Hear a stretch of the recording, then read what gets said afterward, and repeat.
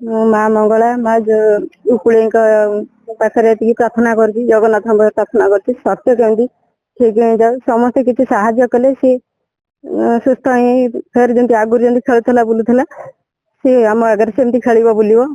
भल स्टूडेंट आसी एति प्रार्थना करती भल हो जाऊ ମୁଁ ଆଜ୍ଞା ଆମର ମେସେଜ ଦ୍ୱାରା ଜାଣିକିରି ଯେହେତୁ ଆମର ପାଖ ଗାଁ ଆମର ଗୋଟେ ପୁଅ ପୁତୁରା ହିସାବ ହେବେ ତେଣୁ ସେଇ ହିସାବରେ ମୁଁ ଜଗନ୍ନାଥଙ୍କ ପାଖରେ ପ୍ରାର୍ଥନା କରୁଛି ସତ୍ୟର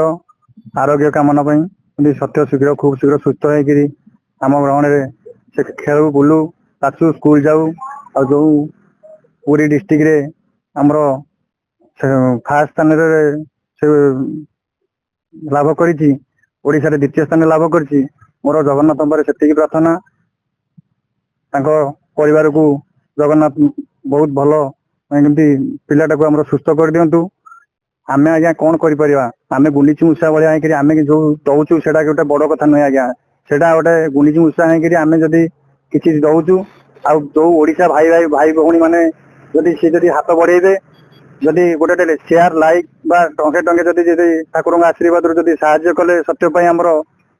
ଯଦି ଏତିକି ଯଦି ମୁଁ ନିବେଦନ କରୁଛି ଯଦି କରିବେ ତାହେଲେ ଆମ ସତ୍ୟ ଆମ ପାଖରେ ସୁସ୍ଥ ହେଇକିରି ଫେରିବ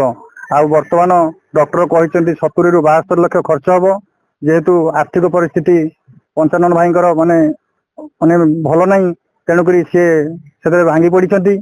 ଭାଉଜ ବି ମଧ୍ୟ ଭାଙ୍ଗି ପଡିଛନ୍ତି ତେଣୁକରି ମୋର ଏତିକି ସରକାରଙ୍କ ପାଖରେ ନିବେଦନ ପ୍ଲସ ଓଡ଼ିଶା ଭାଇ ଭଉଣୀ ମଉସା ମାଉସୀ ପାଖରେ ନିବେଦନ କେମିତି ସମସ୍ତେ ଆମେ କିଛି କିଛି ହାତ ବଢେଇ ସତ୍ୟ ପାଇଁ ଯଦି ଆମେ ଆଗେଇ ଯିବା ଆମ ସତ୍ୟ ଆମ ପାଖରେ ଯେମିତି ହସୁଥିଲା ଖେଳୁଥିଲା ସ୍କୁଲ ଯାଉଥିଲା ସବୁ ଯେମିତି ଅନାମ ଅର୍ଜନ କରୁଥିଲା ସେମିତି ଅନାମ ଅର୍ଜନ କରିବ ଜୟ ଜଗନ୍ନାଥ। ମୁଁ ଏତିକି ଜଗନ୍ନାଥଙ୍କର ପ୍ରାର୍ଥନା କରୁଛି ମୋର ଜଣେ ସାନ ଭାଇ ଭଳି ସତ୍ୟ ତାର ବହୁତ ଜଲ୍ଦି ଦେହ ଭଲ ସୁସ୍ଥ ହେଇଯାଉ ଏବଂ ସେ ପୁଣି ଆଗ ଭଳି ସୁସ୍ଥ ଭଳି ପାଠ ପଢୁ ଭଲ ମଣିଷ ହଉ ଆଉ ପୁଣି ଆଗକୁ ବଢୁ। ଏବେ 2-3 ତାରିଖରେ ଜାଣିଲୁ ଏବେ ସପ୍ତାହ ହେଲା ଆର ଶନିବାର ଦିନ ତା ମୁହଁ ପଡ଼ିଲା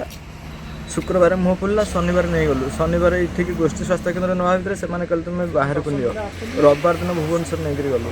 तार सब टेस्ट कला बेलू ये घटना पिला केमती कथबार्ता करि पारुछु ना नहीं पिला कौन कथा बेड उठी पारुनी गोड़ आगे तले लगुनि टोटाल तले लगुनि डायलिसिस होला पर भी तले लगुनि।